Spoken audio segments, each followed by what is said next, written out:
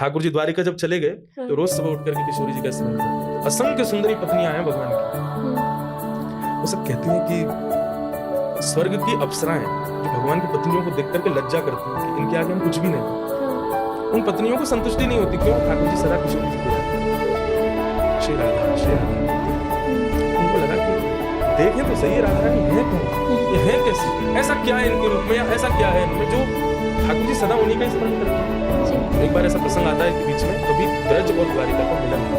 अच्छा। कुरुक्षेत्र में सूर्य ग्रहण के समय पर यज्ञ के लिए भगवान द्वारिका से आए तो ब्रजवासी यहाँ से गए। दोनों को ही नहीं पता था कि मिलन होगा। वहां जाके पता चला कि बड़े द्वारिका के लोग आए, द्वारिका वालों को पता चला ब्रज के।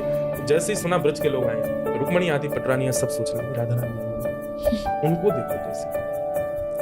भगवान की पटरानियों की सुंदरता ऐसी कि जब वो निकलती थी भवनों से तो आकाश में अप्सराएं भी बादलों को आज्ञा करती थी धूप की किरण नहीं पड़ जाए, इतनी कोमल है भगवान की पत्नी, उनके रूप लावण्य अद्भुत।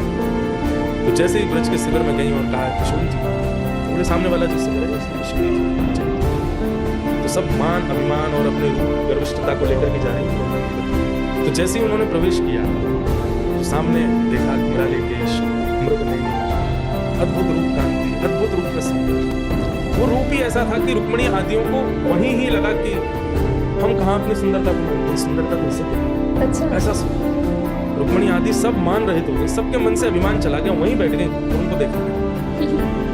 आज पता चला कि श्री जी सुंदर है, इतना ऐसा रूप है उनका कि वो किसी के भी मान को नष्ट कर सकता है, किसी के भी अभिमान को। मतलब संसार का एक रूप होता है कि वो रूप आपके भीतर भाव प्रकट करे, वासना प्रकट करे, काम प्रकट करे, पर ये रूप देख करके कोई अन्य दूषित भाव नहीं बल्कि दूषितताएं जो मन में थी वो भी नष्ट हो गई, ऐसा रूप। चलो आपका रूप देख करके पता चला है श्यामा जी।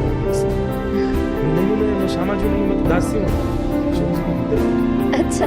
ये सुंदर के तो रुक्मणी आदि नहीं बैठी, जिनकी दासी इतनी सुंदर है, जिनकी दासी को देख करके हमारा अभिमान नष्ट हो रहा है, जिनकी दासी को देख करके हम ये तक भूल गए कि हम कृष्ण पटरानियां हैं, हम राजकन्याएं हैं, उसकी स्वामिनी को देख लेंगे। तो कहते हैं कि 8 पत्नियां गई, 3 तो वहीं से लौट गई, बोले कि हम दासी के आगे देख ही नहीं पाए, आप जाओ।